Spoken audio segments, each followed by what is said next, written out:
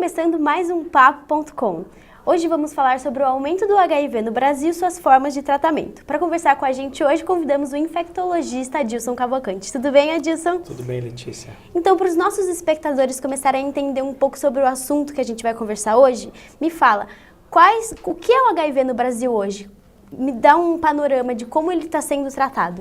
Tá, bom, a infecção pelo HIV hoje, as pessoas têm que saber o seguinte, é uma doença infecto-contagiosa que existe tratamento e existe controle, entretanto não existe cura, tá?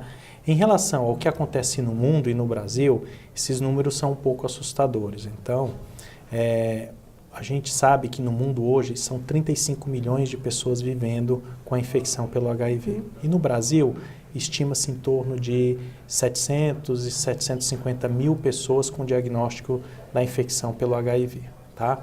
Então, isso é um número importante, né? São muitas pessoas convivendo com essa doença. Estima-se que 0,6% da população geral tem essa infecção pelo HIV no mundo. Tá? Quais são as formas de prevenção? Bom, as formas de prevenção são várias, tá? A principal forma de prevenção, considerando-se que as formas de transmissão são relação sexual, tá? Desprotegida, em pessoas que fazem uso de drogas injetáveis, tá? É uma forma de transmissão importante. Acidentes com materiais biológicos, esse já é um grupo mais restrito. Profissionais de saúde, aquelas pessoas que trabalham em laboratórios e que mexem com materiais contaminados podem eventualmente se contaminar. E uma forma que hoje, antigamente era muito preocupante, mas hoje, se todo mundo respeitar como o segmento correto deve ser feito, é a transmissão da mulher grávida para o seu filho. A mulher grávida que tem infecção pelo HIV para o seu filho. Então, e no passado, hoje também, de maneira mais, isso não ocorre com tanta frequência, é através de pessoas que precisavam receber transfusão de componentes do sangue, tá? E que se contaminavam. Por quê? Porque não existia um controle, uma triagem por parte dos bancos de sangue há alguns anos atrás, que hoje tem. Então, hoje receber sangue é uma forma segura, certo? E o risco de haver uma contaminação é muito pequeno. Mas essas são as principais formas de transmissão. Considerando que a relação sexual é uma forma importante na transmissão dessa doença, certo? A principal forma de prevenção, é ter práticas de sexo seguro usando preservativo. Existem outras formas? Com certeza, a gente pode falar aqui de diversas outras formas. Que outras formas? As pessoas precisam saber que tem a infecção. Então, para isso, precisam se testar. Quem deve se testar? Qualquer pessoa que já tenha iniciado sua vida sexual deve fazer um teste de HIV. Quando? A partir do momento em que ela tiver a dúvida, a partir do momento em que ela achar que é necessário. Então, teve início da vida sexual, vai lá e faz. Com que periodicidade? Aí vai depender muito do tipo de comportamento sexual que ela tem. Tá? Então, é diferente uma pessoa que tem um parceiro só, do que aquela pessoa que tem vários parceiros no decorrer da sua vida. Então, o comportamento sexual é uma forma que é individual, mas que deve ser considerada como uma maneira importante para a aquisição da doença. E ainda sobre isso, esse panorama no Brasil, a gente percebeu que a ONU soltou um estudo que dizia que entre 2005 e 2013, dentro do Brasil, o HIV cresceu 11%, e principalmente entre jovens, dentro de 15 a 24 anos. O senhor acha que esse número é preocupante? Sem sombra de dúvida, esses números eles sempre nos deixam um pouco preocupados. O que a gente tem que analisar, na realidade, é a maneira como esses números apareceram, tá? Então, assim, há alguns anos, esses números só existem porque alguém faz a notificação. Então, uma pessoa tem o diagnóstico da infecção pelo HIV e ela passa a ser notificada para as agências regulatórias, para as agências de saúde que trabalham com epidemiologia. Então, periodicamente, soltam-se, a vigilância epidemiológica libera as informações de números, de casos novos, de números de pessoas que morreram, de números de pessoas que estão em tratamento, entendeu? De números de pessoas por sexo e por faixa etária. Então, existem essas subdivisões quando existe a notificação.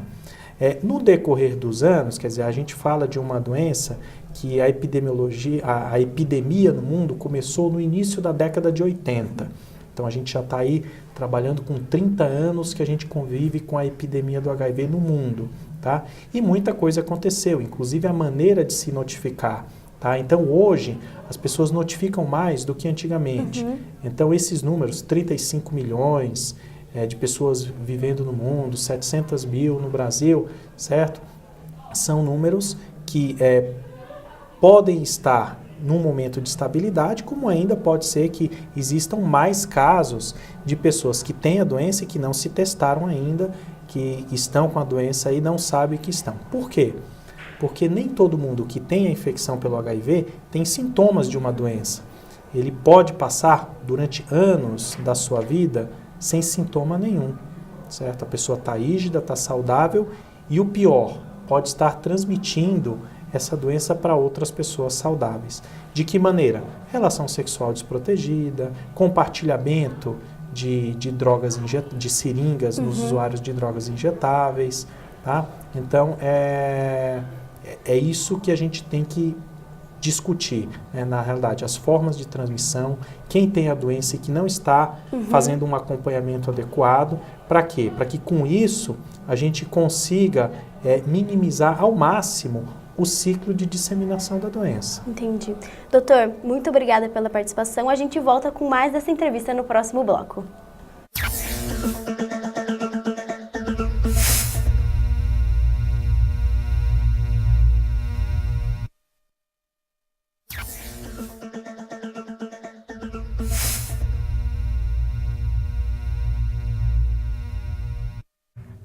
Estamos de volta com o Papo.com.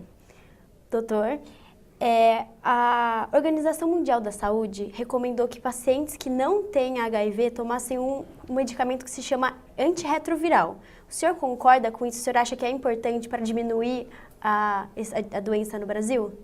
Tá bom. Mais uma vez, a gente precisa falar com números baseados em evidências científicas.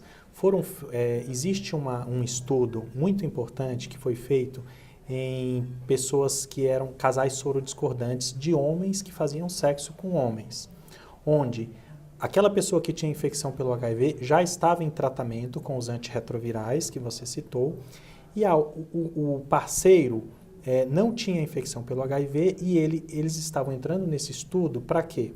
Para que o parceiro que não tinha infecção tomasse o medicamento de maneira preventiva, de maneira que ele não se contaminasse com o vírus do HIV. Junto com isso, nesse estudo eles também mantiveram todas as outras formas de prevenção, uso de preservativo, né? Sexo seguro também associado a uma ferramenta a mais, que era o medicamento. O resultado desse estudo foi que houve uma proteção de 42% nos casais sorodiscordantes que tomaram o medicamento de maneira contínua, não era só antes da relação sexual, tá? Então, assim, a gente tem uma proteção a mais de 42% para um grupo específico, que são homens que fazem sexo com homens, tá? A gente não tem nenhum outro grande estudo falando de que a população em geral deve tomar, ou quem quiser tomar medicamento, porque eu tenho vida sexual ativa, eu vou tomar um medicamento para me prevenir da infecção pelo HIV. Eu acho que o caminho ainda não é esse para todos, tá? A gente tem que avaliar bem o grupo de risco. Por quê? Porque o homem que faz sexo com homem tem uma chance maior de se contaminar do que os parceiros heterossexuais, tá? Então, só para você ter uma noção, os HSHs, homens que fazem sexo com homens, a gente tem a população geral 0,6% de prevalência da infecção. Nos homossexuais, 10%. Nos usuários de drogas injetáveis, 6%. Nos profissionais do sexo, em torno de 5%. Quer dizer, à medida em que você tem grupos com maior chance de se infectar, maior é a ação que as equipes médicas, as agências de saúde devem tomar frente a essa população de maior risco com exposição à doença. A gente não pode generalizar isso para uma população em geral. Tá? Então, considerar 0,6% de prevalência na população em geral e 10% numa população de homossexuais. Tá? Então, talvez para os homossexuais essa recomendação seja adequada, tá? Mas isso não exime, não tira a recomendação do uso do preservativo.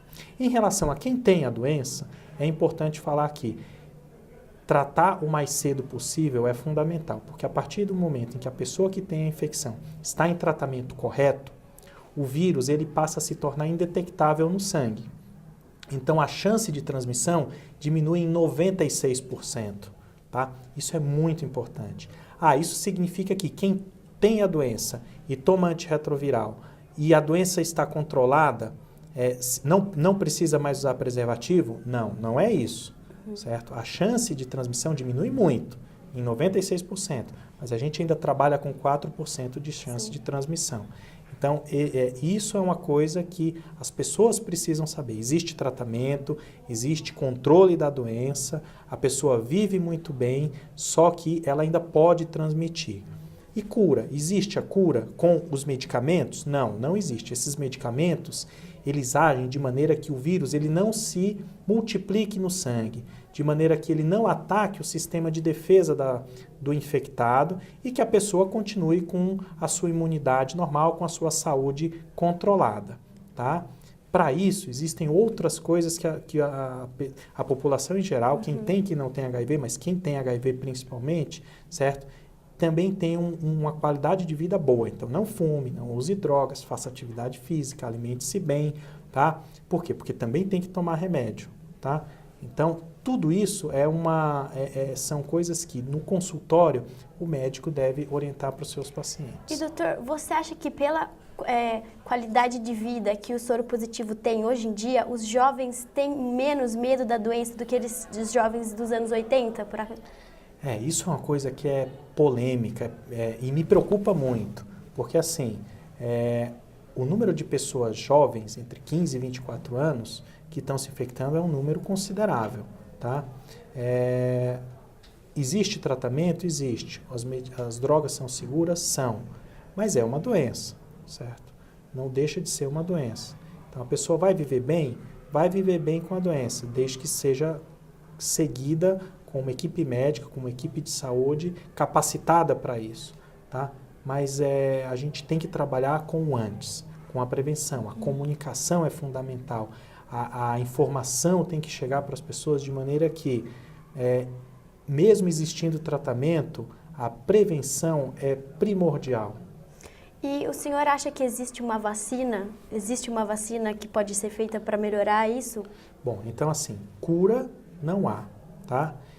A curto prazo não há chances de cura. Então, 35 milhões de pessoas no mundo, alguns casos aí relatados de cura, 8, 9 casos de pessoas com HIV que se curaram, tá? Mas isso não é cura, tá? Então, hoje a gente tem controle. Então, não existe cura no presente momento, existe um controle, tá? Vacina. O que é uma vacina? É uma substância que você oferece para uma pessoa que não tem uma doença, de maneira que ela fique protegida de contrair essa doença. Para o HIV, também ainda não existe vacina disponível no momento, uma vacina eficaz.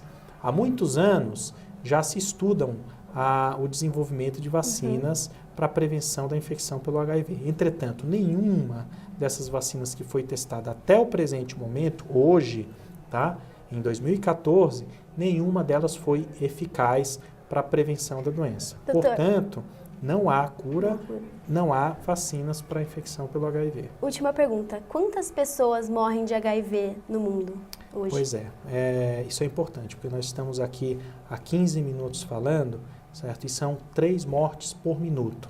Então, a gente calcula aí 45 pessoas nessa nossa conversa morreram com a infecção pelo HIV no mundo, tá? Então, isso sim é uma coisa preocupante. Muito obrigada, doutor, pela presença. Obrigado, a gente fica Letícia. por aqui, até o próximo papo.com.